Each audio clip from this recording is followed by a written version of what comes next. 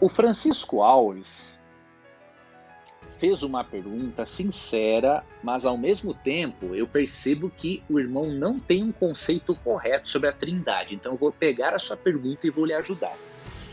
Minha pergunta é a seguinte: no céu existem três deuses?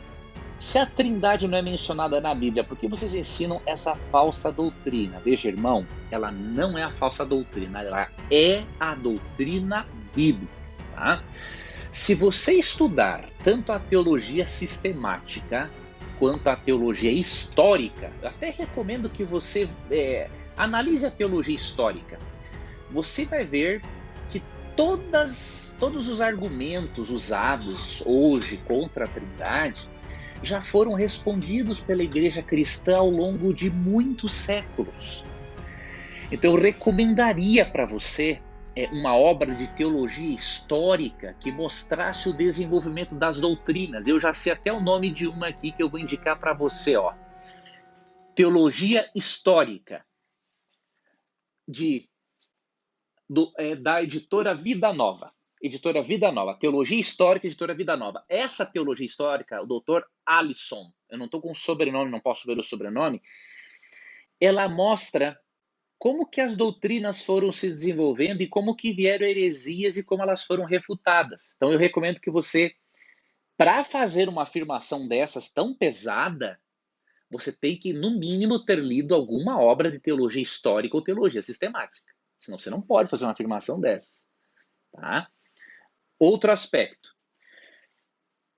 Por que nós não cremos que, apesar de serem três pessoas distintas, não são três deuses? Você tem que entender uma coisa. No politeísmo, as pessoas dessas divindades, elas têm poderes diferentes e caráter diferente. Ou seja, tem uma essência divina diferente. Uns são mais poderosos do que outros. A Trindade bíblica não tem nada a ver com isso. Existem três pessoas. São chamadas de um só Deus por quê?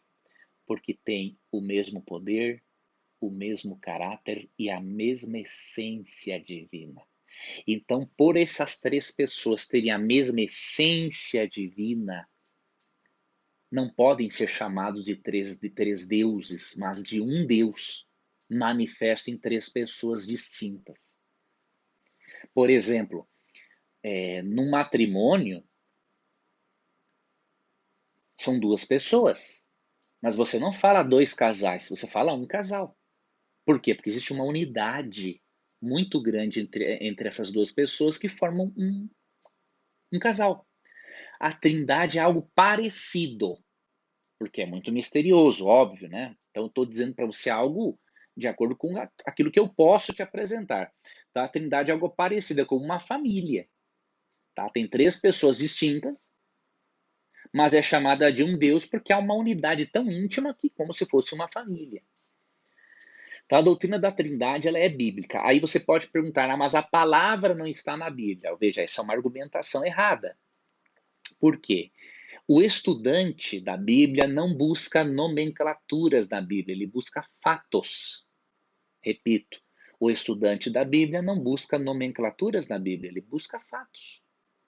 E se a Trindade é um fato, nós temos que acreditar nela. E não há problema algum em criar um termo teológico para descrever um fato que está na Bíblia. Por exemplo, tem outras palavras que não tem na Bíblia e você crê nelas. Por exemplo, existe a palavra encarnação de Cristo? Não existe. Mas você crê na encarnação de Cristo. Pelo menos eu acredito. Não existe na Bíblia a palavra Bíblia.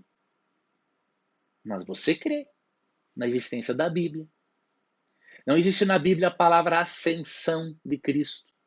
Mas você crê que Cristo ascendeu aos céus. Então você percebe? A ascensão, a encarnação de Cristo, a Bíblia, a Trindade são fatos. E os teólogos criaram nomes, nomenclaturas, para expressarem esses fatos que estão no texto bíblico. Tá? Tá? Então, meu irmão, essa argumentação sua, estou aqui trato, irmão, com muito respeito, você é muito bem-vindo aqui sempre, tá? A sua pergunta foi muito honesta, mas não é uma falsa doutrina, viu?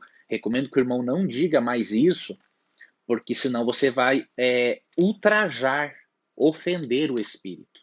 Você sabia que o Espírito Santo pode ser ofendido? Né? Hebreus 10, 29, diz assim, ó.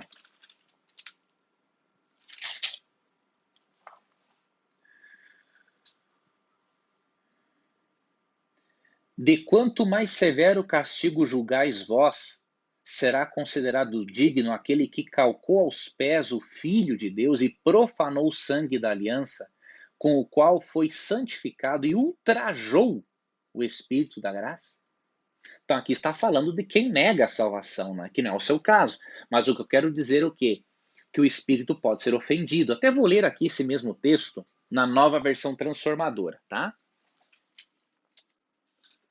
Que aqui está a palavra ser ultrajado. Vamos ver nessa versão aqui mais coloquial, Hebreus 10, 29. Para você ver, meu irmão, que não pode dizer que a Trindade é uma doutrina falsa, porque senão você ofende ao Espírito Santo, e ele lhe ama. Mas se você continuar nesse tipo de ofensa, vai chegar um momento em que ele vai ficar muito chateado com você. Então, Hebreus 10, 29 diz assim, ó.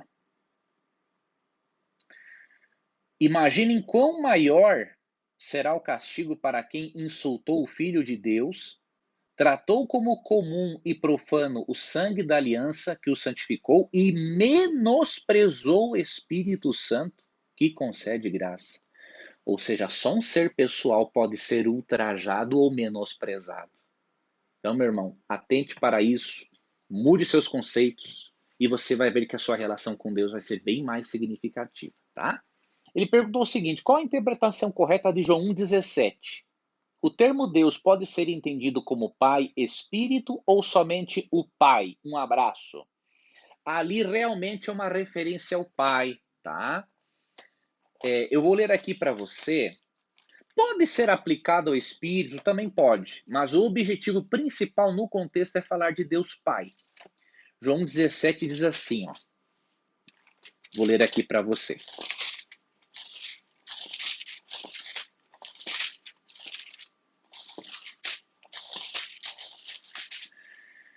Diz o texto.